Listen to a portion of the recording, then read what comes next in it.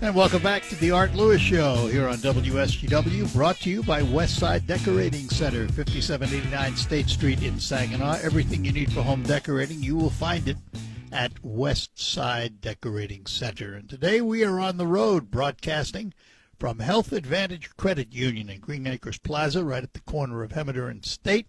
We are here for elder law attorney Carol Thomas, who is going to be doing a seminar for the members and others from Health Advantage.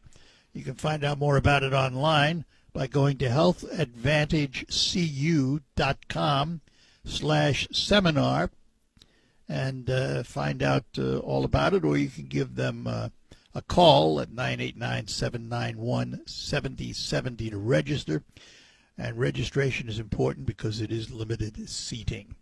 And a good morning. Welcome to hour number 2 of the Art Lewis Show. Today, we're going to spend this hour honoring a man who I knew well. My guest knew him even better. He's one of my heroes. He was one of the elder statesmen of the Great Lakes Bay region and elsewhere. And at 100 years old, he passed away on Monday. I speak of the former president of Delta College, Don Carline. And with me this morning, someone who worked with him for, I measured it in decades rather than years, and who knew him for that amount of time. He is Terry Rock. Terry, good morning. Good morning, Arthur. We lost a friend. Oh, just amazing person. Absolutely amazing person. He was one of the first people I met. And I know you have many more stories about him than I do, but the ones I have are lasting. Mm-hmm. I was here about a month. This was in 1974. And back then, radio stations had to do ascertainments of community need. You would go out and talk to leaders in the community and ask them what the leading issues were that needed attention. And then you'd come back and you'd design programming around those issues. And so I was here about a month, and the then program director came to me and said, "We'd like you to go out and do an ascertainment. You have an appointment with this gentleman who is the president of Delta College, Don Carline." I said, "Oh, okay, I get to talk to a president of a college. Wow," you know. So I got out there and go into Don's office. Treats me like he knew me forever.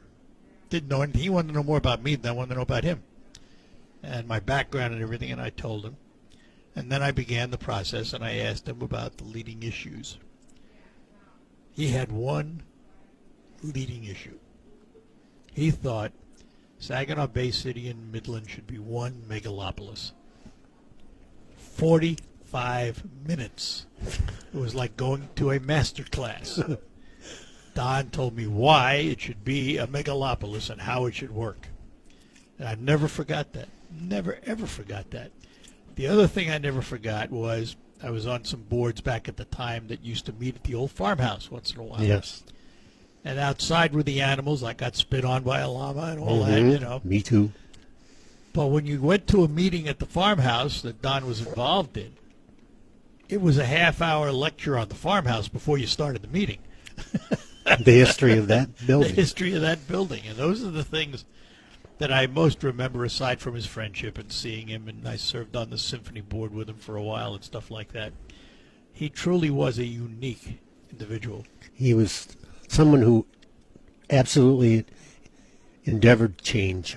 He wanted change, not necessarily all the time, but making things better. Yeah, well, I was going to say, he didn't want change for change's sake. He wanted change for improvement. Exactly.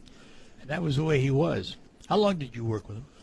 I started there in 71. I was a student there in 68 and 69, and got elected as student council president for a couple of years, and got to know him because of my role as a student leader. And one sunny afternoon when Delta Road was not paved from Bay Road to Delta College, and it was a pothole mess, and it was mud and slush in the spring. It was just terrible. So the college council decided that I should contact the road commissions and see if we could get the road paved. And I called Bay City, and Bay City said no, they wouldn't do it. There's more students coming to that college from Saginaw. So Saginaw should pave the road, or it should be the Tri-County people pave the road. Well, that frustrated a lot of the students, so they decided in the era of protests on a nice spring day, about 40, 50 students of us went out on the Delta Road and blocked the road. State police came, trucks were backed up, and all of a sudden, coming down Delta Road in the cloud of dust was a green college station wagon. And Carline jumped out and in his inevitable squeaky voice when he got angry, "Rock, what the hell are you doing out here?" And everybody kind of scrambled a little bit, and we dispersed, and he called me. He said, "You come back to my office right now." And we sat, and he lectured me about how to get things done. And it was okay, but he made a couple of phone calls, and 2 weeks later that road was closed and they paved it. Yeah. Yeah. Yeah. He knew how to get things done. You're right. He sure did. He knew what to say and how to say it and who to say it to. And he then I went on to Eastern Michigan and graduated from there, and got a phone call from John Kraft, former friend and colleague, and he said, "We'd like to hire you back at Delta." I was going to be a teacher in Dundee, Michigan, and had lined up a job already, and they offered me a job at Delta to come back and start an alumni program in a community college, which had never been done before. Yeah. So, being the naive little guy I was, I came back and jumped into that, and we had all kinds of fun ideas going around, and he always let you experiment with what you thought what you wanted to do, and we consequently established the first actual real alumni program in colleges and community colleges, and got an award from the American Alumni Council for that. And after that, your jobs, you had several. Yes. What did you move on to after that? Marketing and public relations and foundation work. I was going to say foundation work. Right, and ended up in the corporate services doing some of the business marketing there. And Don was there for how many years? 28 years. 28 as president of the institution. Right. He was the second person hired when they founded the college. Sam Marvel was the president, Right. And then they hired Will Reading, the facilities manager, and Don Carline as the business manager. And he had to come from Nebraska, where he was a state policeman, and he also was a Methodist minister, and he was a cook in the Navy. So he had and he had a bachelor's degree. Yeah. And that was it. Yeah. And that was, he always called, he said he was the most uneducated leader in the college. But obviously he knew how to lead. Yes. That was the thing. His personality was such, and in awe, I would watch at events that we'd go to, like the Chocolate Affair. I'd see him there and things of that nature. And the amount of people that came and bowed at his knees was just unbelievable. Right. The number of people he touched in his life of 100 years. And the quality of things that he did in Bay County and in Saginaw County and in Midland, creating the centers in all those areas, letting that go to fruit, and then the State Theater and him bringing that back, that was one of his top priorities. And the other thing about Don Carline, in all of my time here, and I've been here pretty much since 74, I never heard anyone say anything negative about that man. Not one time. No. Never. And he and his wife Betty were so gorgeous to let them open up the farmhouse when they moved into that, and thousands of people would come through that. Every event we had on campus, if it was a national basketball tournament or the polygraph workshop, they'd have all the attendees over after the day was done to have cocktails and get spit on by the llama. Yes, I've been there. I've got a great story about that. All right, well, hold on to it. We'll do it after the break. We are at Health Advantage Credit Union for elder law attorney Carol Thomas. And with us from the credit union this morning is Barb Williams, Vice President of Member Experiences. So let's start with the member experience that involves elder law attorney Carol Thomas. Talk about that for a minute. Hello, good morning again. Good morning again, Barb. We are hosting a Wills and Trusts with Carol Thomas on June 11th from 5.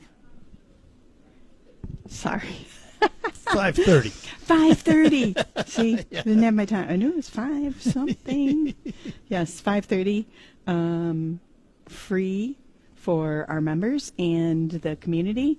HealthAdvantageCU.com to register, or call the credit union 989-791-7070, and someone can help you.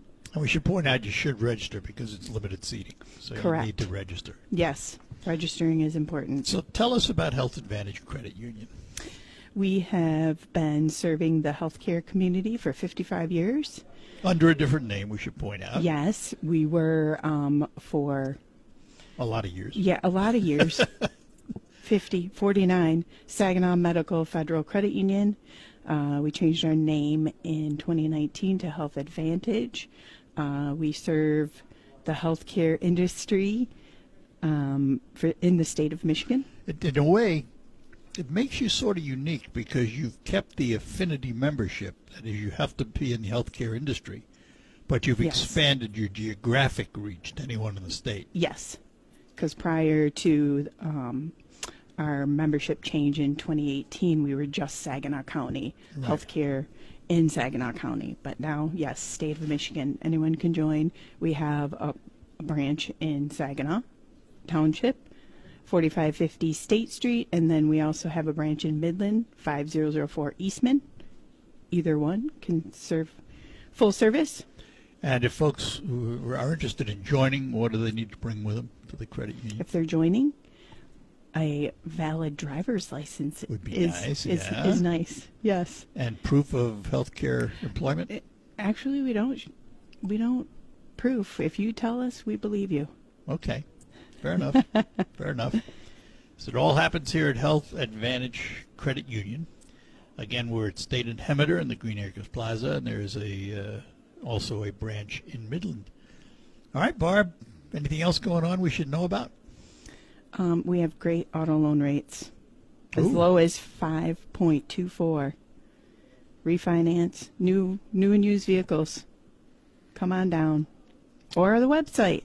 Apply online. All right, very good. Barb, thanks a lot. Thank you. Barb Williams, who is Vice President of Member Experiences here at Health Advantage Credit Unions. We'll be back with Terry Rock right after all these notes. The Michigan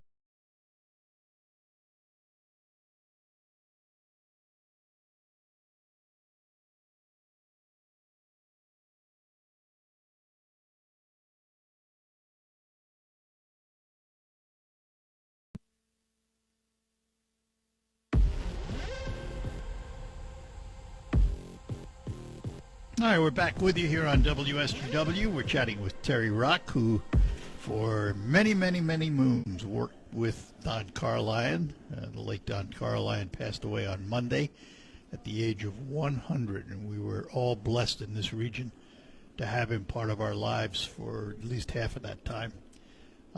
Just a tremendous leader, visionary, I would say. Would you agree that he was a visionary? Of course, he created things like the Dimension Delta, which was a thought process that he started, and we had to gather and do a thought in think tanks and create different ideas. And I remember one of the things that he said to us, he had a slide of a picture of a bathroom with a computer in the bathroom. He said that there will be a computer in every bathroom in the United States. And Probably is. it probably your is phone. with phones, sure. It was things like that, and his idea for the green corridor that he wanted to establish between Saginaw Valley and Delta in that area, visualizing all the educational opportunities that could be created in that Well, green was it corridor. because he didn't visualize Saginaw Valley as that other school? No. It was a natural progression for Right. him. And when Sam decided that he wanted Delta to be a four-year college, and the community voted that they wanted it to stay as a community college, because back then in the 60s, there was a community college opening up in the United States, one per week. Mm-hmm. And so the Tri-County vote, they said, no, maintain the community college. Sam says, fine.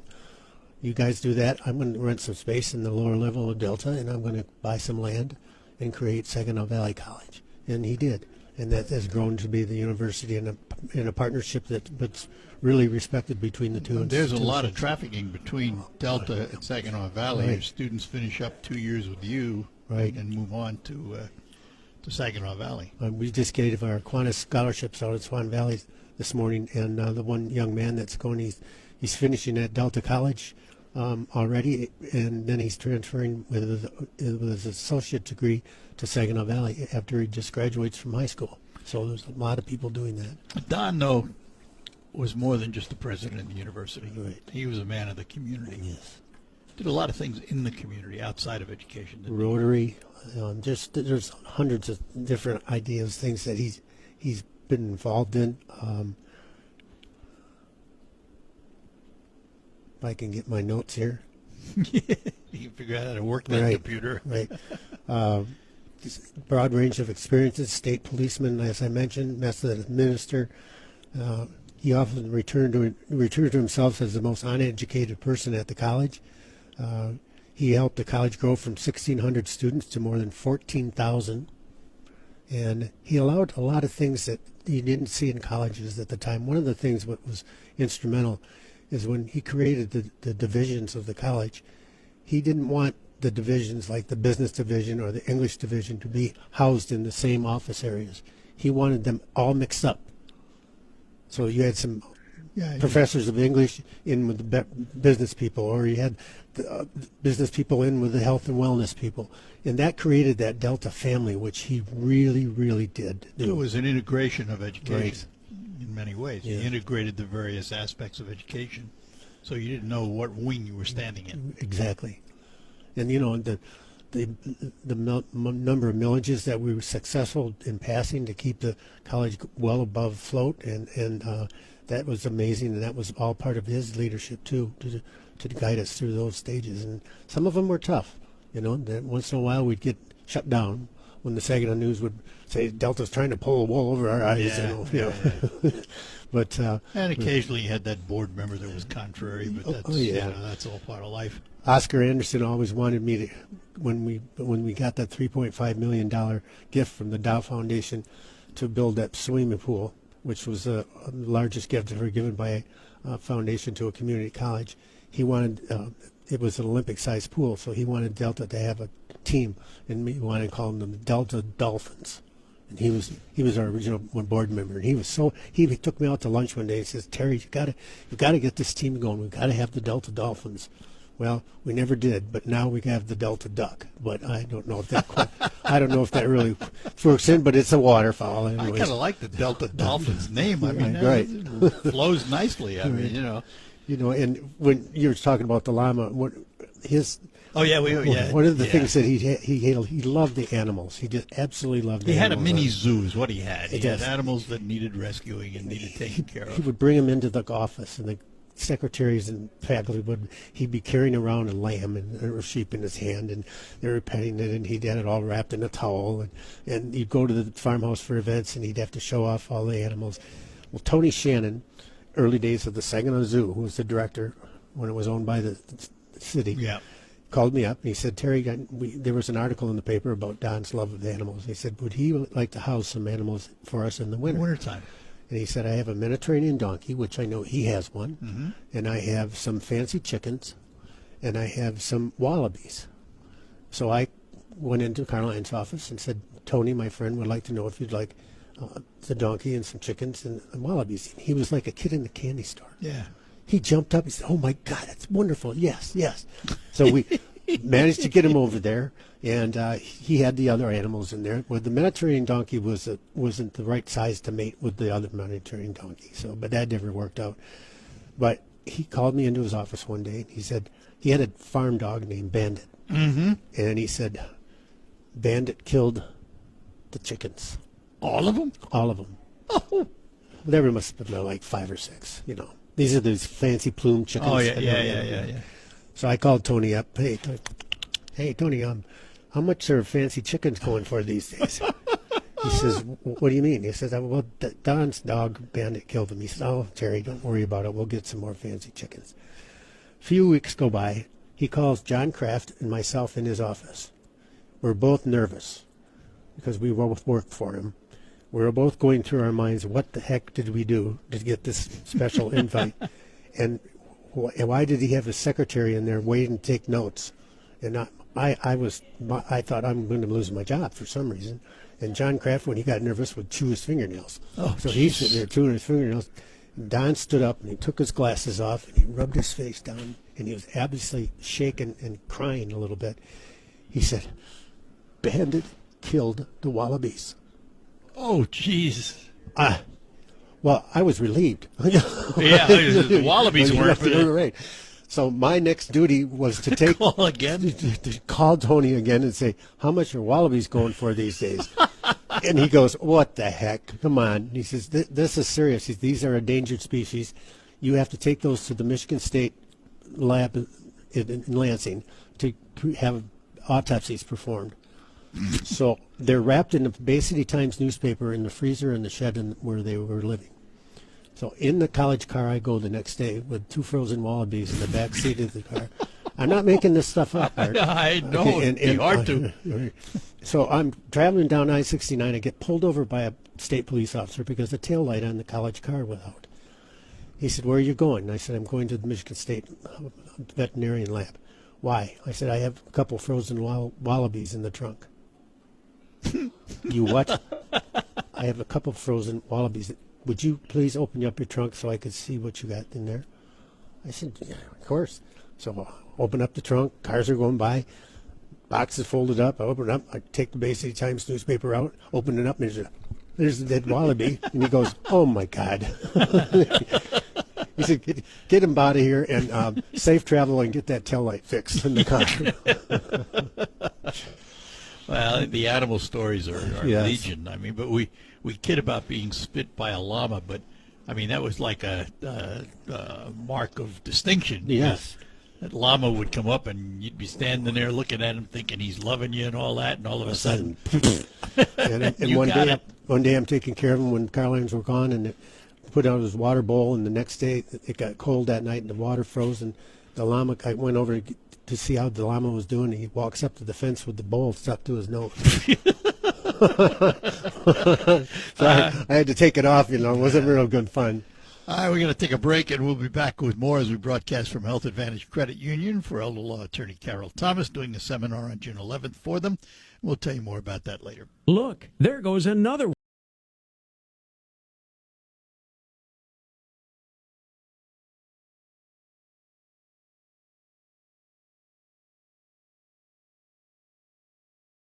All right, we're back with you, and we are talking to Terry Rock, who worked at Delta College for decades and worked with the late Don Carline, who passed away on Monday at the age of 100. And it was interesting, and I haven't seen him in the last 6 or 8 months. But the last time I saw Don, and he was 99 at the time, he hadn't lost any of his faculties. No. Sharp as heck. Sharp as is absolutely true. I mean, he was confined to a wheelchair when I saw him, and he had a caretaker. Mm-hmm. But the mind, we sat down and talked to him, and there was nothing wrong with his mind. We were out to dinner with Rick and my wife Peggy and I and Don last fall, and we had a great conversation about his planning of his funeral and what he wanted to be done there and how it's supposed to work. And he was reminiscing with me about things that I was recalling of things that he did. And he was certainly so proud of the venue that Delta College provided for entertainment purposes for the area. Yeah.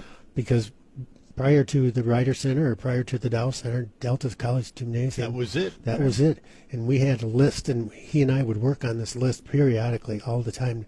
Gladys Knight and the Pips and Jose Feliciano and They brought in named acts at the time. Right. The Oak Ridge Boys and, just and bringing people to the campus so that they could see them. Sometimes the pop festival that we had in the late 60s, our dean of students almost had a heart attack when all these hippies came from Detroit for 12 hours or 12 hours of music in the gym when one stage on one side of the south and one on the north, and when one act got off the Amboy Dukes or Scott Richard Case or MC5, they'd switch floors and But Carline loved that. He absolutely enjoyed and bringing. He liked getting people to the campus. Right. In the speaker series that he started, the presidential speaker series, and some of the named people, Paolo Solari and all those that came in, and and talk to the faculty, and that's still going on. And there's a Down teaching chair that they created in Betty and Don's name. Yep. So let me ask this. You know, Don passes away at 100 years old. 25 years from now, what will people remember about him? As the pioneer of education in this area. Yeah. That's his legacy and his community involvement and his love of the students. He never missed a commencement. The last one I think he did by Zoom, but he always enjoyed listening to those students and all that. I mean, the one time I was in charge of commencement for many years, and I had the oldest college graduate, Elizabeth Schultz, who was 98, who graduated from Delta, and the youngest, young lady from Freeland, Pauley.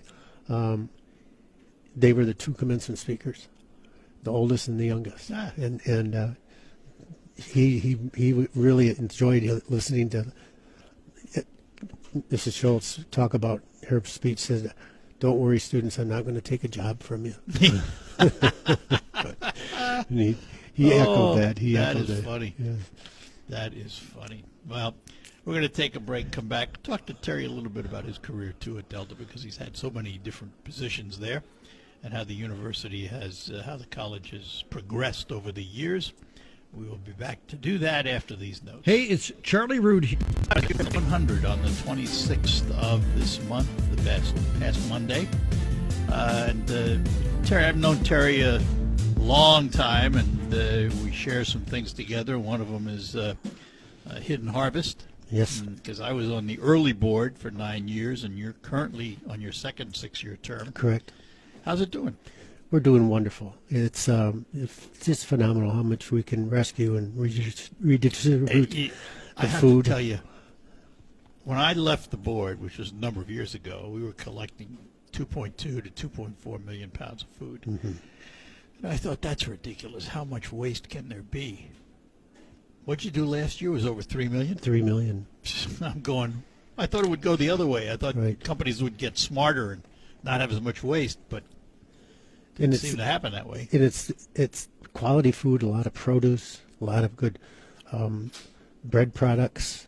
And you get your occasional snacks and potato chips. Yeah. And when they moved the big Frito-Lay factory from Buena Vista out to near 10 and Mackinac, we got a bunch of that. But the pantries welcome those when they can get it for free and give the people some snack food too, you know. But it's just a wonderful offering, and the amount of food that doesn't just get dumped in the dumpster someplace. Well, and that was the thing about it. It saved, it rescued a lot of food. I mean, you know, it's taking the word gleaner to an extreme. Right. We always encourage new board members to ride around on the truck one day or more, and that's so joyful to see when they pass this food out to the rescue missions, the Emmaus House, the Mustard Seed, the City Rescue Mission, and feeding those people. And our partnership at the Hunger Solution Center with the Soup Kitchen. Yeah. My Lord, they're doing 800 and some meals a day. 850 or something. You know, like that. and we supply them with a lot of the good supplies that they use. I was on the board when we built the Hunger Solution Center. Right. And now, as fate would have it, it needs to be expanded. It sure does. And so there is a campaign on right now Yes. to raise the funds to build an addition onto the center. How's it doing? Good. We're in the initial stages of it. We've gotten some subsidized grants and for the purposes. We're working with the city to capture the land across the street and closing that road in between that a lot. And we so needed of more freezer space and a freezer that you could drive a fork truck into and unload. Yeah, big ones. We share a small freezer in the Hunger Solution Center between the two organizations, and you know that's a challenge. Yeah. You know, Yeah. So- Well, the building at the time was what was needed. The yes, thing that was, I think that we were all most proud of, is that we raised, at the time, I think it was 3.2 million, and actually the center came in under budget, so we were able to start an endowment for Right. repairs and things of that nature. and that's still in there. And what is interesting is the The building when we built it was 3.2 million. The addition now is going to be 9 or 10. Right.